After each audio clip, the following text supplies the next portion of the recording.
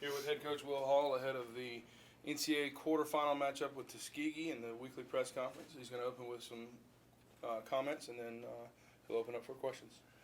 Yeah, it was a great weekend to be a Wolf this past weekend for sure. To play our first home playoff game in Rayland Field, University Stadium, and to get a big win over our biggest rival, Valdosta State. I mean, that was just a huge weekend for our university, for our community, and for Dr. Murrow's mission and where we're trying to go together as a university.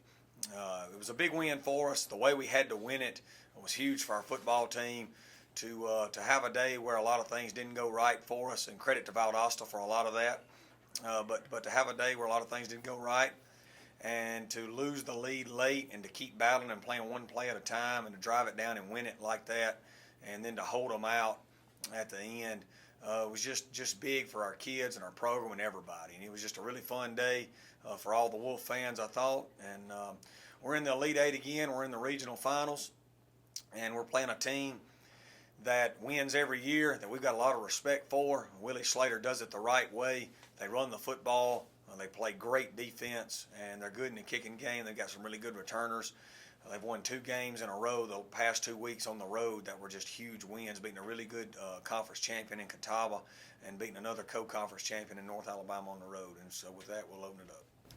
Coach Tuskegee, just got in as the number 6 seed and, pulled off 2 big upsets. Let's talk about the momentum they'll be riding coming in. Yeah, as far as just getting in, so few amount of teams get in that everybody that gets in is really good. It's not watered down in any way. We just barely got in last year. I think if you look across the landscape right now, out of the 8 teams that are left, you've got 2 6 seeds and a 7 seed. That's 3 of the 8. So it's just a deal where, you get in, you assess the matchups that you have at the time. They were able to go to Catawba and really establish their run game early. And then the same thing at North Alabama. The thing that they do that you got to really that concerns you is how great they are on defense. I think they're 10th in the nation in total defense. They don't give up any big plays. They virtually stop the run. They just held UNA to, I think less than 50 yards rushing last week. So they do a great job. We got a lot of respect for them. It was a war last year at their place, and I suspect it will be again this week. And Ratliff is the leader of that defense. Let's talk about what you've seen from him. Yeah, great player. We played against him last year, and I think he's got a chance to continue playing football when he's done. Great player. He's big. He's physical. He chases the ball. He plays hard. And, he's the Mike linebacker in a 4-3 scheme, so he's going to make a lot of plays. But, man, he's a commanding presence in there for sure. They're a bit of an explosive team, a lot of players with 30, 40, 50-yard plays. What will your defense do to combat that? Yeah, well, we got to keep it in front of us, which we've been good about for the most part of the year. And then we've got to figure out a way to stop the run, which we like to, we're pretty good at stopping the run, or always have been. Coach Simons, those guys do a great job. But they present some problems to you. They're an old Nebraska of the 90s option-based team where they're going to run some belly G options, load option, speed option, do some different things out of the eye. Their running back's really good. Norfleet's a really good player, transfer from Michigan. The quarterback we played against last year, Lacey, is tall and can make some plays with his feet. They got a really good receiver on the outside that's big. So as soon as you get everybody in there to stop the run, they throw it up to him. And so they give you a lot of problems. They're an Elite Eight team for a reason. Talking about the guys you have returning back to this game and on the playoff run last year, how much that experience does it seem to help, and how much has it helped just with the preparation? Yeah, I think it's helped.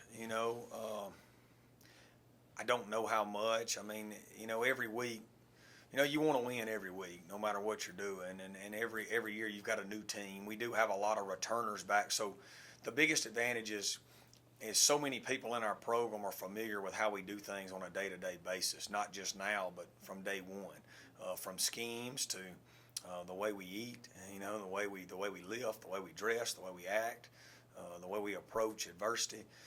So our program's pretty much in place now, where this time last year we were just now still trying to build that. And we got great leadership. These seniors have done a great job. We're at home again, which I think is huge. I think it's going to be an absolutely phenomenal atmosphere this weekend. I think Tuskegee will travel well. Their fans are awesome. I think our community was unbelievable this past weekend. I think they will be again. I think that our students will be here this week. And I think it's going to be just an unbelievable, setting and atmosphere.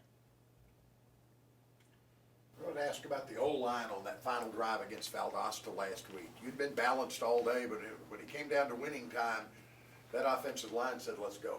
Yeah, they did. To rush for 292 yards, on Valdosta's defense, and to take a drive like that and run it the whole way down, just a great job by them.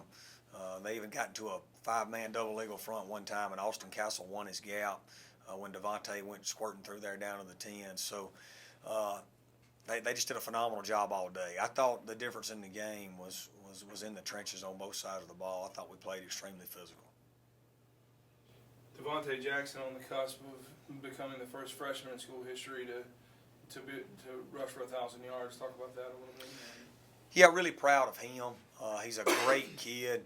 He made great grades in high school. He was a little short on his ACT score, and it was very frustrating for him. And so he set out in the fall and kept taking the test and passed it. And he's come to college and got here in the spring with us, and he just gets a little better every day. He does great off the field in the classroom and all those things, but he just becomes a little bit more familiar with how to be a complete running back every day, and his role has grown as the years gone on. He's obviously electric with the ball in his hands, but he's learning how to be a complete player. He's humble.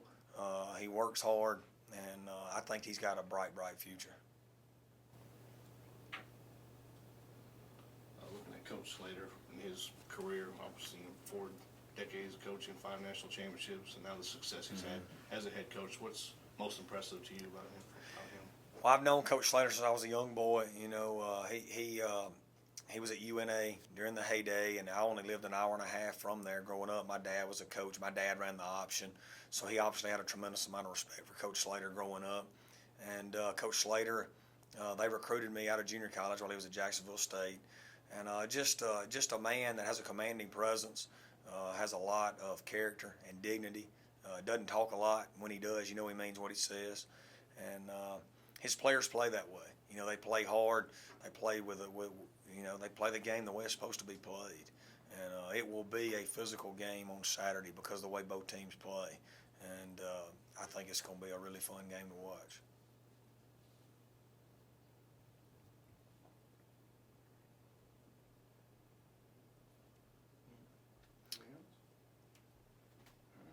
Thanks a lot, guys. Go Wolves.